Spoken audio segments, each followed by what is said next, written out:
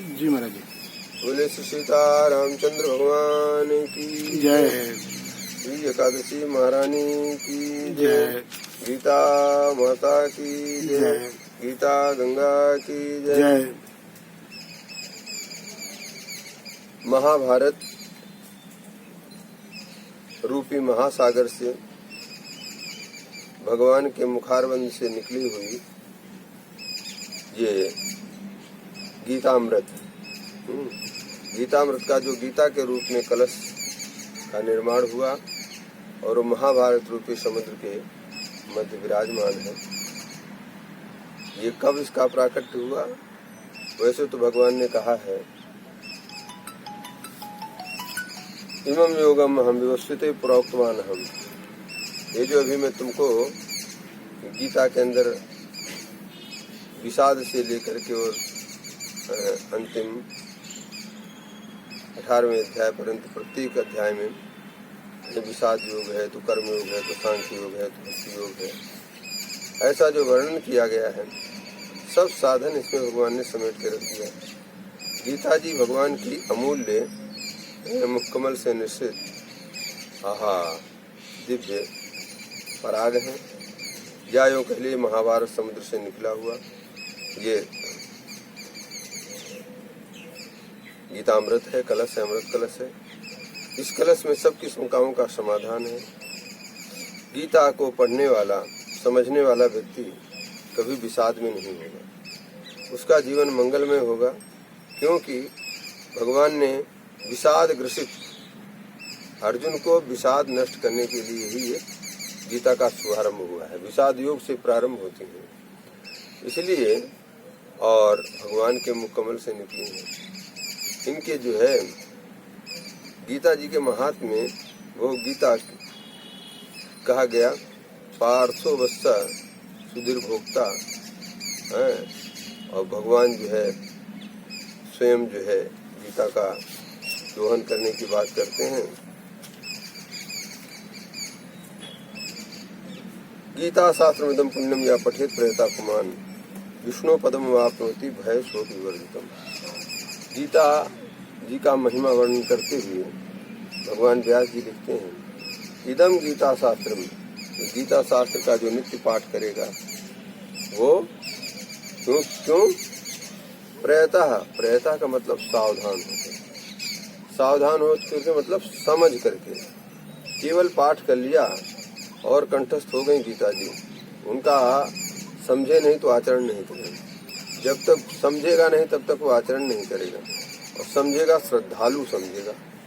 श्रद्धालु को ही समझ में आएगा कि हमें क्या करना है, क्या नहीं करना है।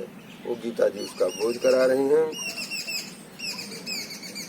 ये पवित्र गीता शास्त्र कहते हैं विष्णु पदम वाप्नोति भय शोक विवर्जितम। इनके आश्रित होकर के जो जीवन जीता है, इनके पद चिन्हों पे जो जीवन जीता है, निश्चित तो भगवान के धाम को जाएगा, इसमें कोई दो राय नहीं है। जो गीता जी से शास्त्र का अध्ययन करेगा भगवान की शरण में जाएगा। भगवान की शरण में जाएगा तो भगवान कहते हैं कि अपिचे सुदुराचारो भजते माम अनन्य भाग, चाहे कितना दुराचारी पापी हो हमारी शरण में आ गया तो फिर वो फटाफट क्षिप्रम भवति धर्मात्मा, और टाइम नहीं लगता है। देखिए अन्य जितने साधन हैं उन साधनों को करने में टाइम लगता है, उनके लिए देश काल और इत्यादि की आवश्यकता होती है।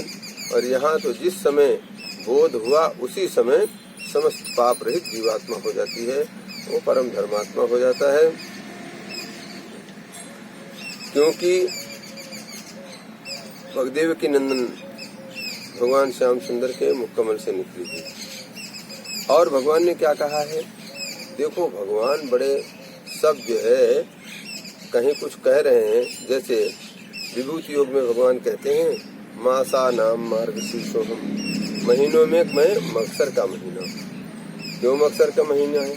मगसर के महीने में भगवान ने बहुत कुछ दिया मानव जीवन के कल्याण के लिए। इस मगसर महीने में विविध उत्सव प्रदान किए। श्री राम जी राम विवाह इत्यादि के माध्यम से आनंद लिया जाए, और गीता जी को प्रकट कर दिए। इनके आश्रित होकर के अपने जीवन को चलाइए। भगवान ने अंतिम उपदेश माम अनुस्मर युद्ध च, हमारा चिंतन करते रहो और युद्ध करो। ये संसार है, संसार सागर में, और भागवत जी में परीक्षित जी ने कहा है महाराज महाभारत रूपी सागर में। तो संसार, महाभारत संसार के अंदर हुआ है। संसार में कभी किधर से ठोकर लग रही, कभी किधर से लुढ़क रहा है, कभी किधर जा रहा है, कभी अच्छे विचारों से युक्त हो रहा है, कभी बुरे विचारों से युक्त हो रहा है। तो ऐसे इस संसार सागर में अगर हम गीता जी के परायण होकर के रहेंगे तो मस्त होकर के रहेंगे। और क्योंकि आत्मा का तो कुछ बनता बिगड़ता, नैनम छिन्दन्ति शस्त्राणि नैनम दहत पावका न चैनम क्लेन्दन्ति आपो न शोषयति मारुता। और ऐसी ये आत्मा जो कभी विनाश नहीं होती, इस अविनाशी आत्मा के अंदर गीता का ज्ञान पधराया जाए, और गीता का ज्ञान पधर जाएगा तो जन्म जन्मांतर के लिए होगा। क्योंकि जब आत्मा अविनाशी है, ज्ञान उस आत्मा में रहता है, आत्मा में रहता है तो भैया हमेशा हमेशा के लिए काम करेगा। इसीलिए अच्छा एक बात बताऊं, हम लोग जन्म लेते हैं, कोई कहाँ हुआ कोई कहाँ हुआ, जहाँ जिस परिवेश में जन्म लिया उसके जैसे रहने लगा, जिस भाषा में जन्म लिया उसकी भाषा बोलने लगा। तो जीवात्मा बोलता है कि शरीर बोलता है? तो बोलने वाला, बोलने की मशीन तो शरीर है, परंतु जीवात्मा जहाँ जाएगा वहीं का हो जाएगा। तो यह सर्वज्ञ है, जैसे भगवान सर्वज्ञ हैं वैसे जीवात्मा भी सभी भाषाओं को जानने वाला होता है भैया। और जब सब भाषाओं को जानने वाला है तो चाहे जहाँ रहेगा, जैसा जहाँ जैसे भी शरणागत होगा। अच्छा हाँ, मैं ये बात इसलिए कहा, कोई कहे भाई हम तो संस्कृत समझता नहीं है, तो हम संस्कृत समझते नहीं हैं इसलिए हमें गीता का पाठ करने से हमको कोई लाभ नहीं मिलेगा। ऐसा कभी नहीं सोचना चाहिए। आप नहीं समझते हो, हमारे ठाकुर जी और उनकी अंशभूति जीवात्मा सब समझती है। और भैया नहीं समझती है जीवात्मा, मान लिया जीवात्मा का ज्ञान संकोच विकासशील है। जीवात्मा जब पुण्य करता है तो उसका विवेक विकसित होने लगता है, उसके अंदर बोध होने लगता है। और जब पाप करता है तो इतना मलिन हो जाता है कि उसको अपने दायरे में भी कुछ नहीं दिखाई देता है कि हम कौन है, कहाँ से हैं, क्या है, बस खाओ पियो सो मजे करो, इतनी तक उसकी सोच रह जाती है। और जब साधन भजन करता है, वो चाहे बड़े बड़े योगी महर्षि लोग कैसे त्रिकाल दृष्टा हो जाते हैं। तो जीवात्मा वही एक विषयी प्राणी के अंदर है, वही जीवात्मा साधक और सिद्ध के अंदर है। उनके यहाँ वो क्या काम कर रही है उसका ज्ञान देखिए और विश्व का ज्ञान देखिए। इसलिए जीवात्मा को परिमार्जन करने की, जब गीता के माध्यम से गीता का स्वाध्याय करेंगे तो स्वाध्याय करते करते और फिर भगवान ऐसी मति प्रदान करेंगे। भगवान कहते हैं भैया जो है गीता अध्ययनशील से प्राणायाम परस्य सा, गीता का अध्ययन करो करो करो। स्वामी राम सुखदास जी महाराज कहते हैं और प्राणायाम करो, उसके शरीर में नहीं संति पापानी पद्म पत्र इमाम हसा। जैसे कमल के पत्ते पे जल नहीं टिकता है, उसी के अनुसार गीता अध्ययन परायण, गीता का स्वाध्याय करने वाले को परंतु भैया स्वाध्याय जिसे भगवान जिस भाषा में बोले हैं उसी भाषा में स्वाध्याय किया जाए तो भगवान और राजी होंगे। नहीं आता है तो अभ्यास करो। अभ्यास के लिए जगह जगह लोग प्रयत्नशील हैं और हम भी उसमें प्रयत्न, हमसे भी कोई चाहे हमको करवा दो तो मैं भी करवा सकता हूँ। तो ये है आज इस भगवान ने जो कहा है विभूति योग में, मासा नाम मार्ग शीर्षोहम, महीनों में मैं कौन सा महीना हूँ? बोले मगसर का महीना हूँ। मगसर महीने की क्या खासियत है? मगसर महीने की सबसे बड़ी खासियत है भैया कि गीता जी का प्राकट्य इस मोक्षदा एकादशी के दिन हुआ है। और तो मोक्षदा एकादशी के तो मोक्ष ही देने वाली हो गई गीता जी। और दूसरी बात देखो, इस मगसर के महीने में ही एकादशी का प्राकट्य हुआ है। उत्पन्ना एकादशी भी कृष्ण पक्ष की एकादशी उत्पन्ना है, जिनको भगवान ने अपनी सारी शक्ति सामर्थ्य एकादशी में प्रतिष्ठित कर दिया। अब भगवान जो कुछ देना चाहते हैं, भगवान की आराधना उपासना करके आप जो लेना चाहते हो वो आप एकादशी के दिन और जिस विधान से बताया गया है उस विधान से अगर एकादशी करेंगे तो जो भगवान देंगे वो सब एकादशी के माध्यम से, अर्थात भगवान एक प्रकार से एकादशी के रूप में ही अपनी शक्ति के रूप में अवतरित हो गए। दुष्टों का दमन कर रहे हैं, आज भी पापों का क्षय कर रहे हैं। एकादशी जैसा कोई व्रत नहीं, एकादशी जैसा कोई जप तप इत्यादि तीर्थ इत्यादि। बोले तावद गिरजंती सरिताश्च सरांशा, जब तक एकादशी महारानी नहीं आती हैं तब तक बड़े बड़े जो है पुण्य जलाशय, पुण्य तीर्थ स्थल, धाम, पुरियां गर्जना करते हैं, तुम हमारे पास आ जाओ, हम तुमको मुक्ति प्रदान कर देंगे। गंगा आदि सरिता, गंगा इत्यादि नदियां। जिस दिन भैया एकादशी आती है ना, उस दिन सब चुप हो जाते हैं, कोई नहीं कहता, क्योंकि आपके घर बैठे वो महान गंगा, भगवत स्वरूपा गंगा मैया पद प्रकट हो गई हैं एकादशी के रूप में। जिसके व्रत को करके और भैया आप अपना परम कल्याण कर सकते हैं। आज एकादशी मोक्षदा एकादशी है, पितरों के लिए गीता का स्वाध्याय सुनाओ और एकादशी का व्रत करो, उनको पुण्य दान करो। एकादशी का व्रत केवल जो है भूखे मरने से थोड़ी होता है, भूख तो रहना है, भूखे इसलिए रहना कि तंद्रा निद्रा इत्यादि से बच करके सतत अहर्निशि भगवत चिंतन हमारा चलता रहे हैं। हम भगवान के सानिध्य में, उपवास कहते हैं उप माने समीप और वास माने निवास, भगवत समीप में निवास बैठना, भगवत सानिध्य में बैठना। भगवत सानिध्य में बैठना क्या है? जर्रे जर्रे में भगवान है, को वो विभू भी हैं, व्यापक भी हैं और सब जगह हैं। तो वो तो हमारे शरीर से चिपके हुए हैं, हमको चिपेक रखे हैं। अरे राम जी, आहा, भगवान जो भक्तों से प्रेम करते हैं, इतना हमारे राम जी प्रेम करते हैं, कहते हैं हारो ना रोपिता भद्रे मया श्लेष भीरुणः। हे कल्याणी, श्री किशोरी जी के वियोग में राम जी के वाक्य हैं, तो वो तो सबसे वैसे प्रेम करते हैं। किशोरी जी जैसे प्रेम हमारे राम जी सबसे करते हैं। क्या देखो, कहते हैं भरत जी विराजमान है, भरतो ते मोहि अधिक प्यारे हैं। जो भरत जी राम जी के लिए कितना तड़प रहे हैं, वियोग में व्यतीत हो रहे हैं, और जिनकी दिनचर्या को देख करके बड़े ऋषि मुनि लज्जित होते हैं, हमने घर बार छोड़ा, सब छोड़ा, परंतु हमको हाय हाय, हम भरत जी के सामने तो कुछ भी नहीं। सारे विषयों को छोड़ करके, सब साधनों को छोड़ करके, और कैसे तपस्या कर रहे हैं राम मिलन के लिए। और उन भरत जी से राम जी कहते हैं, उन्हीं भरत जी के सामने कहते हैं, ये सब सखा सुनो मुनि मोरे, भय समर सागर कहूँ बेरे। और फिर अंत में कहते भरतो ते मोहि अधिक प्यारे,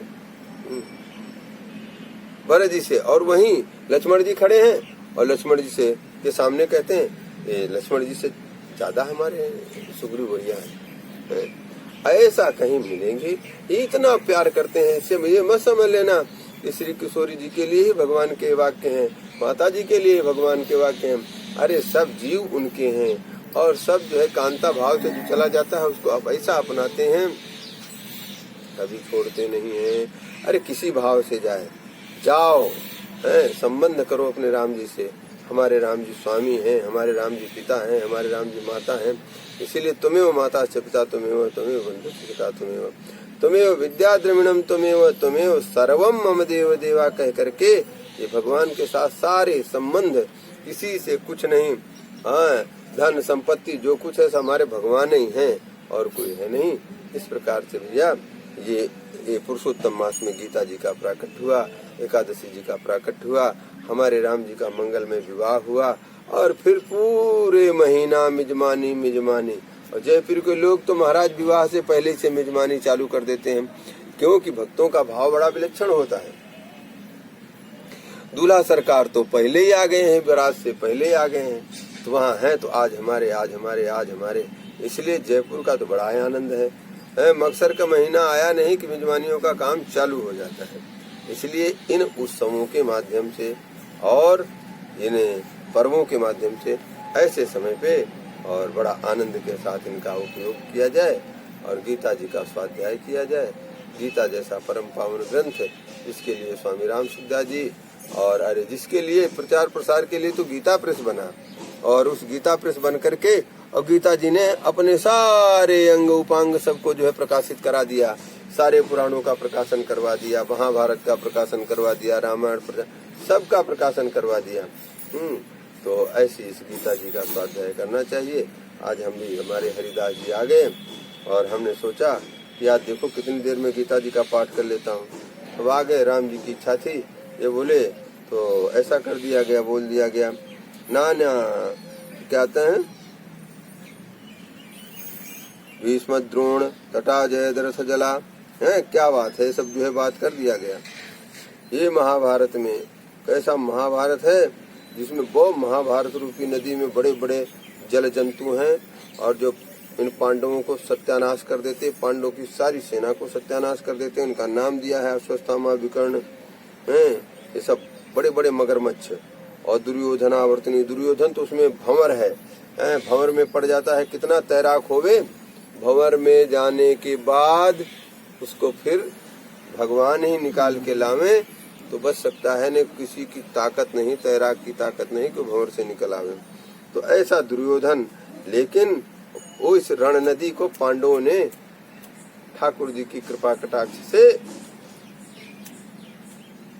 क्योंकि केशव कैवर्तक है,